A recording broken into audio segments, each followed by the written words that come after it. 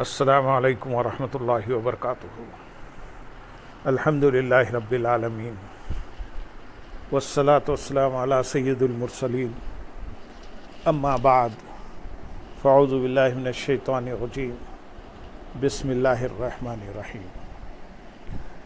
برادران عزیز و معزز خواتین، آج کی اس نشست میں سورۃ المومنون کی آیت نمبر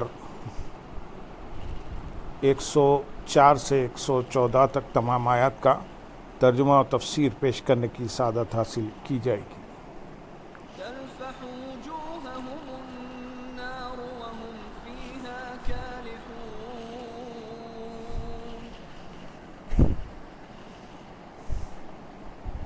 ألم تكن آياتي تتلى عليكم فكنتم بها تكذبون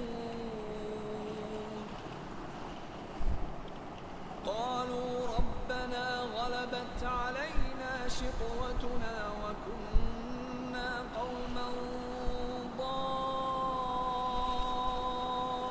ضالين ربنا أخرجنا منها فإن عدنا فإنا ظالمون قال اخسأوا فيها ولا تكلمون إنه كان فريق من عبادي يقولون ربنا آمنا فاغفر لنا يقولون ربنا آمنا فاغفر لنا وارحمنا وأنت خير الراحمين فاتخذتموهم سخريا حتى أنسوكم ذكري وكنتم منهم تضحكون إني جزيتهم اليوم بما صبروا أنهم هم الفائزون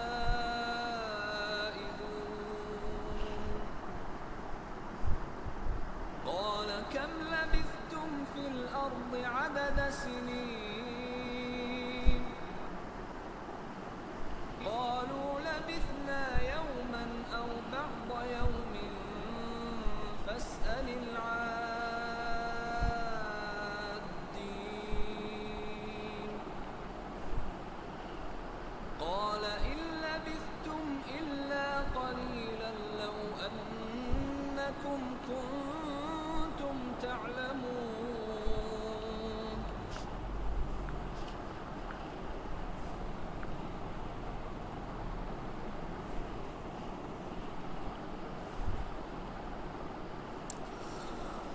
ان کے چہروں کو آگ جلا دے گی اور وہ اس کے منہ چڑائے ہوں گے۔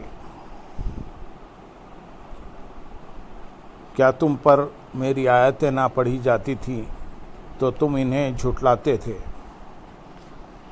اور وہ اس میں منہ چڑائے ہوں گے۔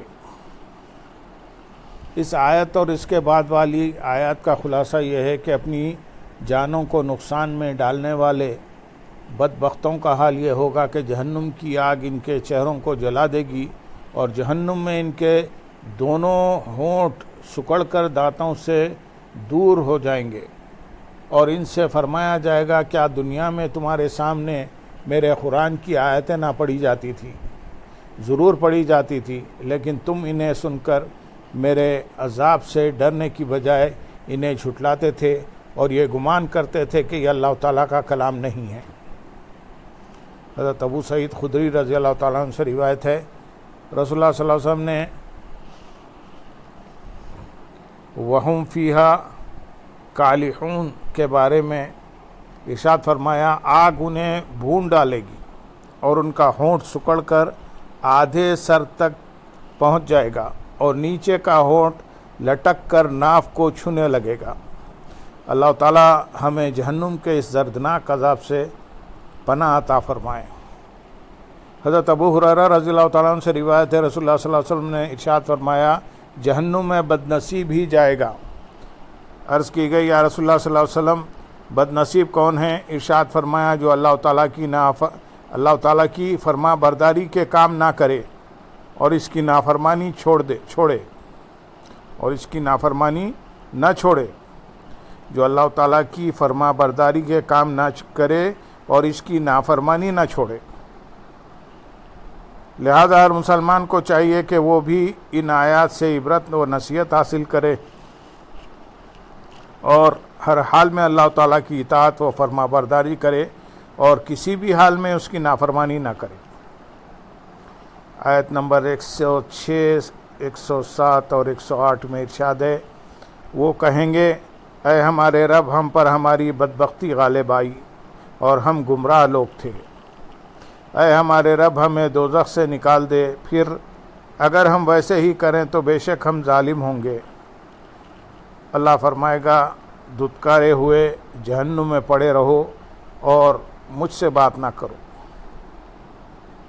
اس آیت اور اس کے بعد والی دو آیات کا خلاصہ یہ ہے کہ ڈانٹ سن کر کفار کہیں گے ہم اپنے اختیار سے لذتوں اور نفسانی خواہشات کی تکمیل میں مصروف ہوئے اور یہ چیز ہم پر ایسی غالب آئی کہ ہم اس برے انجام تک پہنچ گئے اور انہی لذتوں کی وجہ سے ہم لوگ حق سے گمراہ ہو گئے تھے اور ہم نے تیرے نبی کو جھٹلا دیا اور تیری نافرمانیاں کی۔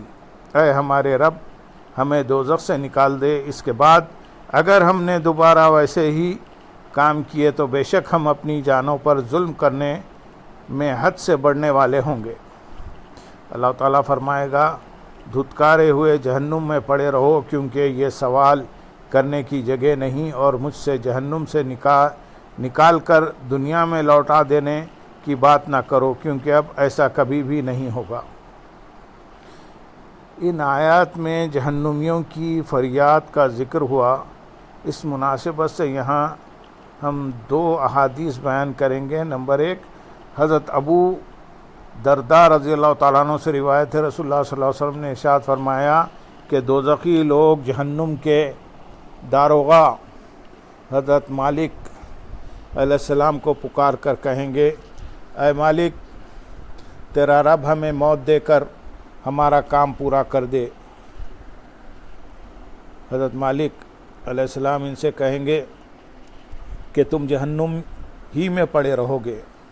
پھر وہ اللہ تعالیٰ کی بارگاہ میں فریاد کریں گے، پکاریں گے اور کہیں گے اے ہمارے رب عز و جل ہم پر ہماری بدبختی غالب آئی اور ہم گمراہ لوگ تھے، اے ہمارے رب ہمیں دوزخ سے نکال دے، پھر اگر ہم ویسے ہی کریں تو بے شک ہم ظالم ہوں گے۔ انہیں جواب دیا جائے گا کہ دھتکارے ہوئے جہنم میں پڑے رہو اور مجھ سے بات نہ کرو۔ اب ان کی امیدیں منقطع ہو جائیں گی اور اس وقت ندامت اور خرابی کی پکار میں مشغول ہوں گے۔ دوسری حدیث حضرت عبداللہ بن عمر رضی اللہ تعالیٰ عنہ سے مروی ہے کہ دوزخی لوگ جہنم کے داروغ حضرت مالک علیہ السلام کو پکاریں گے تو وہ 40 برس تک انہیں جواب نہ دیں گے۔ اس کے بعد وہ کہیں گے کہ تم جہنم ہی میں پڑے رہو گے۔ پھر وہ کہیں گے اے ہمارے رب ہمیں دوزخ سے نکال دے، پھر اگر ہم ویسے ہی کریں تو بے شک ہم ظالم ہوں گے، اور انہیں دنیا سے دگنی عمر تک جواب نہ دیا جائے گا۔ اور دنیا کی عمر کتنی ہے اس بارے میں کئی قول ہیں۔ بعض نے کہا کہ دنیا کی عمر 7,000 برس ہے، بعض نے کہا کہ 12,000 برس، اور بعض نے کہا کہ 3,60,000 برس ہے۔ اللہ تعالیٰ ہی خوب جاننے والا ہے، اور آخری بیان کردہ عمر بھی قطعی نہیں ہے۔ آیت نمبر 109، 110 اور 111 میں ارشاد ہے بے شک میرے بندوں کا ایک گروہ کہتا تھا اے ہمارے رب ہم ایمان لائے تو ہمیں بخش دے اور ہم پر رحم فرما، اور تو سب سے بہتر رحم کرنے والا ہے۔ تو تم نے انہیں مذاق بنا لیا، یہاں تک کہ ان لوگوں کا مذاق اڑانے مذاق اڑانے نے تمہیں میری یاد بھلا دی اور تم ان سے ہنسا کرتے تھے۔ بے شک آج میں نے ان کے صبر کا انہیں یہ بدلہ دیا کہ وہی کامیاب ہے۔ بے شک میرے بندوں کا ایک گروہ کہتا تھا۔ اس آیت اور اس کے بعد والی 2 آیات کا خلاصہ یہ ہے کہ اے کافرو، تمہارا حال یہ تھا کہ جب دنیا میں میرے مومن بندوں کا ایک گروہ کہتا تھا، اے ہمارے رب، ہم تجھ پر ایمان لائے اور ہم نے تیری اور جو کچھ تیری طرف سے آیا اس کی تصدیق کی، تو ہمارے گناہوں کو معاف فرما کر ہمیں بخش دے اور ہم پر رحم فرما اور ہمیں جہنم سے نجات دے کر اور جنت میں داخل فرما کر ہم پر اپنا احسان فرما، اور تو سب سے بہتر رحم کرنے والا ہے، کیونکہ تیری رحمت ہی تمام رحمتوں کا منبع ہے۔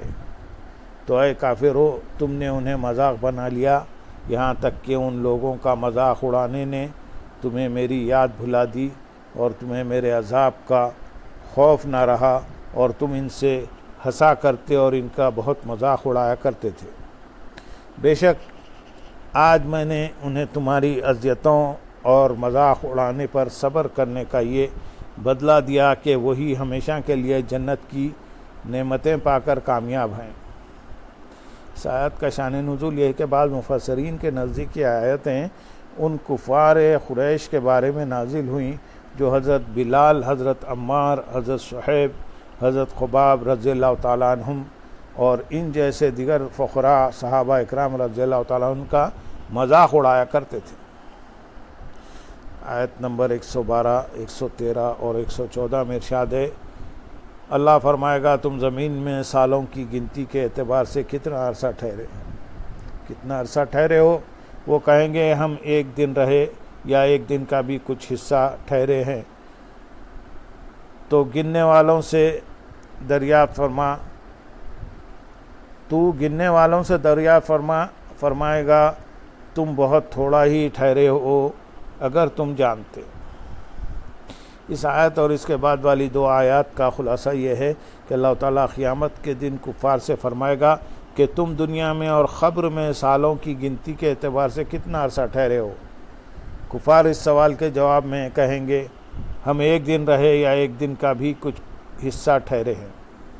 کفار یہ جواب اس وجہ سے دیں گے کہ اس دن کی دہشت اور عذاب کی ہیبت سے انہیں اپنے دنیا میں رہنے کی مدت یاد نہ رہے گی اور انہیں شک ہو جائے گا۔